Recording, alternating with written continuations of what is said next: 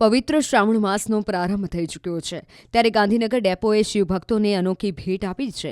શ્રાવણ માસમાં ગાંધીનગરથી સોમનાથ જવા માટે એક્સ્ટ્રા બસ શરૂ કરવામાં આવી છે। આ બસનો લાભ ગાંધીનગર અને તેની આસપાસના વિસ્તારના શિવભક્તો લઈ શકશે।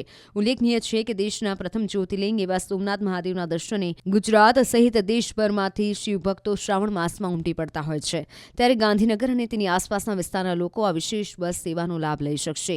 ગાંધીનગર ડેપો દ્વારા શરૂ કરવામાં આવેલી આ બસ રવિવારે સાંજે 4 વાગે સોમનાથ જવા માટે ગાંધીનગરથી ઉપડશે અને સોમવારે સવારે 11 કલાકે આ બસ સોમનાથથી ગાંધીનગર આવવા ઉપડશે।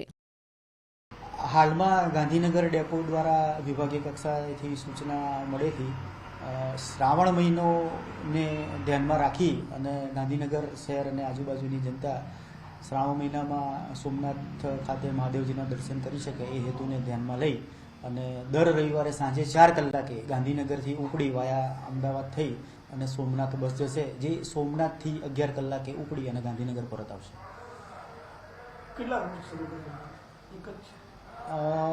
હાલ તો આ શ્રાવણ મહિનાને ધ્યાનમાં રાખીને એક જ રૂટનું સંચાલન કરવા માટેનું આયોજન કરવામાં આવેલું છે।